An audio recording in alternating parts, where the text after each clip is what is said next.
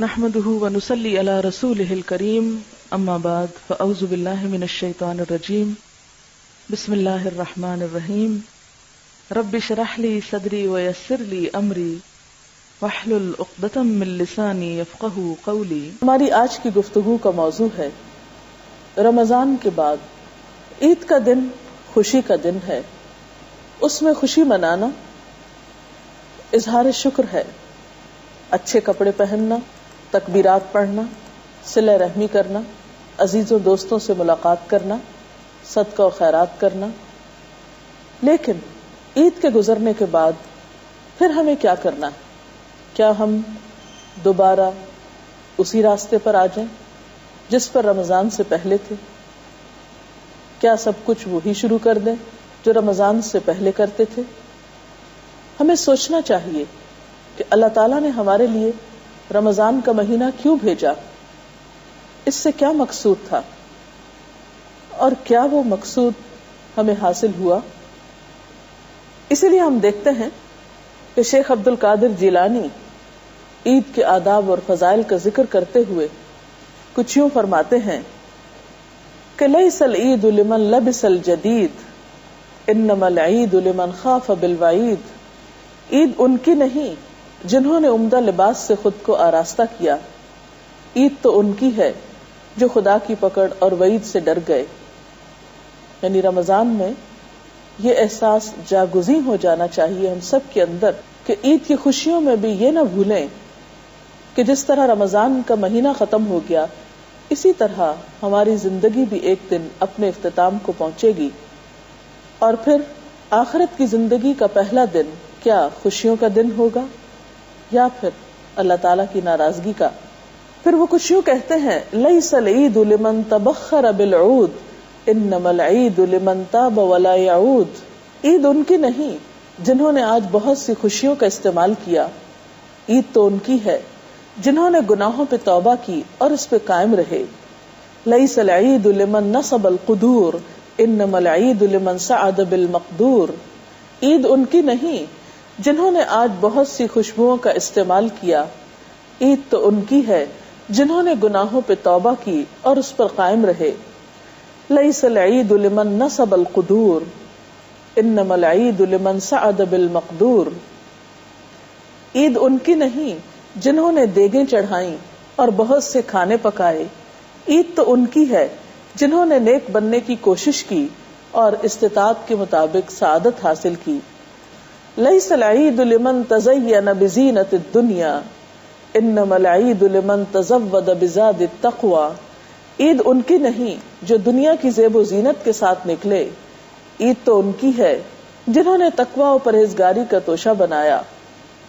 لیس العید لمن رکب المطایا انما العید لمن ترک الخطایا. عید ان کی نہیں جنہوں نے عمدہ سواریوں پہ سواری کی، عید تو ان کی ہے جنہوں نے گناہوں کو چھوڑ دیا. لیس العید لمن بسط البساط انما العید لمن جاوز الصراط. عید ان کی نہیں جنہوں نے اعلیٰ درجے کے فرش سے اپنے گھر کو آراستہ کیا، عید تو ان کی ہے جو پل صراط سے گزر گئے.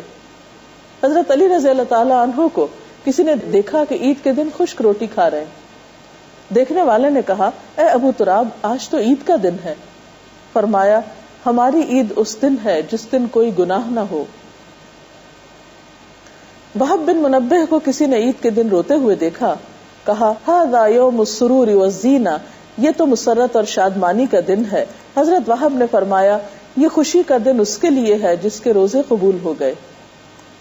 تو اس لیے رمضان کے اختتام پر ہمیں فکر اس بات کی ہونی چاہیے کہ ہماری وہ نیکی قبول ہو جائے، اللہ تعالیٰ کو پسند آ جائے جس کی خاطر ہم نے سب کچھ کیا.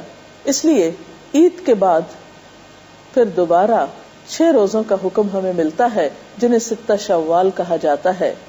یعنی رمضان کے بعد عید اور عید کے بعد پھر دوبارہ کچھ روزے. حضرت ابو ایوب انصاری سے روایت ہے کہ رسول اللہ صلی اللہ علیہ وسلم نے فرمایا جس شخص نے رمضان کے روزے رکھے اور پھر ان کے بعد شوال کے 6 روزے رکھے تو وہ ایسا ہے گویا اس نے ہمیشہ کے روزے رکھے. قرآن پاک میں آتا ہے کہ ہر نیکی کا 10 گنا اجر ملتا ہے. تو 30 کو اگر 10 سے ضرب دی جائے تو 300 بنتے ہیں، اور اگر 6 کو 10 سے دی جائے تو 60 بنتے ہیں. تو ایک سال میں تقریباً 360 اسلامی کیلنڈر میں دن ہوتے ہیں. تو اس طرح بھی اگر دیکھا جائے تو تقریباً سارا سال ہی انسان پھر روزے سے ہے جو ان 6 روزوں کی بھی پابندی کر لے. اس کے علاوہ اگر کسی عذر کی وجہ سے، کسی مجبوری کی وجہ سے رمضان کے کچھ روزے چھوٹ گئے ہوں تو ان کی قضا بھی جلد دے دینی چاہیے. قرآن پاک میں آتا ہے وَمَنْ كَانَ مَرِيضًا أَوْ عَلَى سَفَرٍ فَعِدَّةٌ مِّنْ أَيَّامٍ أُخَرَ، جو کوئی مریض ہو یا سفر پر ہو تو دوسرے دنوں میں روزوں کی تعداد پوری کر لے.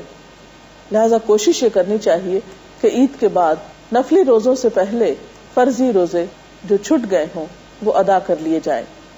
فرض روزے لگاتار بھی رکھے جا سکتے ہیں اور وقفے وقفے کے ساتھ بھی رکھے جا سکتے ہیں. حضرت عائشہ فرماتی ہیں کہ روزوں کے بارے میں پہلے یہ حکم تھا کہ روزے دوسرے دنوں میں مسلسل رکھے جائیں، لیکن بعد میں مسلسل روزے رکھنے کا حکم ختم ہو گیا، یعنی سہولت پیدا کر دی گئی. یرید اللہ بکم اليسر ولا یرید بکم العسر، اللہ تمہارے لیے آسانی چاہتا ہے، تنگی نہیں چاہتا. حضرت عبداللہ بن عباس فرماتے ہیں کہ قضا روزے رکھنے میں الگ الگ روزے رکھے جائیں تو کوئی حرج نہیں، کیونکہ اللہ تعالیٰ کا ارشاد ہے کہ دوسرے دنوں میں گنتی پوری کر لو. تو اصل مقصود ہے گنتی پوری کرنا، جتنے دن کے روزے چھوڑے گئے ہوں اتنی تعداد میں دوسرے دنوں میں روزے رکھے جائیں. اور اگر کوئی شخص خدا نخواستہ روزے رکھے بغیر فوت ہو جائے رمضان کے بعد تو اس کے لیے حکم ہے کہ اس کے وارث اس کے روزے رکھیں. حضرت عائشہ کہتی ہیں کہ رسول اللہ صلی اللہ علیہ وسلم نے فرمایا جو شخص مر جائے فرض روزے باقی ہوں تو اس کا وارث قضا روزے رکھے. اسی طرح اگر غلطی سے وقت سے پہلے افطار ہو جائے یا وقت کے بعد سحری کھائی جائے تو بعد میں اس روزے کی بھی قضا کر لینی چاہیے. حضرت اسماء بنت ابی بکر کہتی ہیں کہ رسول اللہ صلی اللہ علیہ وسلم کے زمانے میں ایک روز ہم نے بادل کی وجہ سے روزہ پہلے افطار کر لیا، یعنی روزہ افطار کر لیا، بعد میں سورج نکل آیا. حدیث کے راوی کہتے ہیں کہ میں نے ہشام سے پوچھا کیا لوگوں کو اس وجہ سے قضا کا حکم دیا گیا تھا، تو ہشام نے جواب دیا قضا کے بغیر کوئی چارہ ہے، یعنی قضا کیا گیا. شوال کے روزوں کے علاوہ باقی سال میں بھی نفلی روزوں کا اہتمام کرنا چاہیے. اس کے لیے خاص طور پر ذی الحج کا پہلا عشرہ، کیونکہ رمضان کے بعد شوال اور پھر ذیقعد اور ذی الحج کا موسم آئے گا. اس کے بارے میں رسول اللہ صلی اللہ علیہ وسلم نے فرمایا ذی الحج کا پہلا عشرہ اجر و ثواب کے اعتبار سے بہت مفید ہے.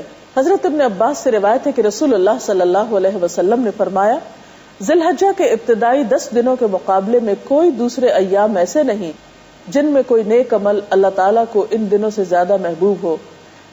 صحابہ کرام نے عرض کیا یا رسول اللہ صلی اللہ علیہ وسلم کیا جہاد کرنا بھی؟ آپ نے فرمایا جہاد کرنا بھی، سوائے اس مجاہد کے جو اپنی جان اور مال کے ساتھ نکلا پھر کسی چیز کے ساتھ واپس نہیں آیا، یعنی شہید ہو گیا. تو گویا ذی الحج کے پہلے 10 دنوں کے روزے بھی بہت افضل روزے ہیں. اور خاص طور پر 9 تاریخ کا روزہ، اس کے بارے میں رسول اللہ صلی اللہ علیہ وسلم سے سوال کیا گیا تو آپ نے فرمایا وہ گزشتہ اور آئندہ سال کے گناہوں کا کفارہ بن جاتا ہے. پھر اسی طرح پیر کے دن کا روزہ رکھنا، یہ بھی نبی صلی اللہ علیہ وسلم کی سنت سے ثابت ہے. آپ صلی اللہ علیہ وسلم سے سوموار کے روزے کے بارے میں پوچھا گیا تو آپ نے فرمایا یہ وہ دن ہے جس میں میری ولادت ہوئی، اسی دن میری بعثت ہوئی، اسی دن مجھ پر وحی نازل کی گئی. اس کے علاوہ ہر ماہ کے 3 روزے رکھنا پسندیدہ ہے. ایام 20 کے روزے ان کو کہا جاتا ہے، 13، 14 اور 15 تاریخ کے ہجری مہینے کے. آپ صلی اللہ علیہ وسلم نے فرمایا رمضان کے بعد سب سے افضل روزے محرم کے مہینے کے ہیں، اور فرض نمازوں کے بعد سب سے افضل نماز رات کی نماز ہے، یعنی تہجد کی نماز. آخر میں سوال یہ پیدا ہوتا ہے کہ اس ایک ماہ کی آسمانی تربیت سے ہم سب نے کیا سیکھا ہے. تو آئیے ان چیزوں کو دوہرا لیتے ہیں. روزہ رکھنا، فجر سے پہلے اٹھنے کی عادت، کھانے میں ڈسپلن اور اعتدال، غیبت، چغلی، بددیانتی اور اظہار رسانی سے شعوری طور پر بچنے کی کوشش، ذکر کی عادت، بھوکوں کا احساس، ہمدردی اور خیرخواہی، صبر اور شکر، تقوی، وقت کی پابندی، ضبط نفس، تزکیہ نفس، نیکیوں میں سبقت.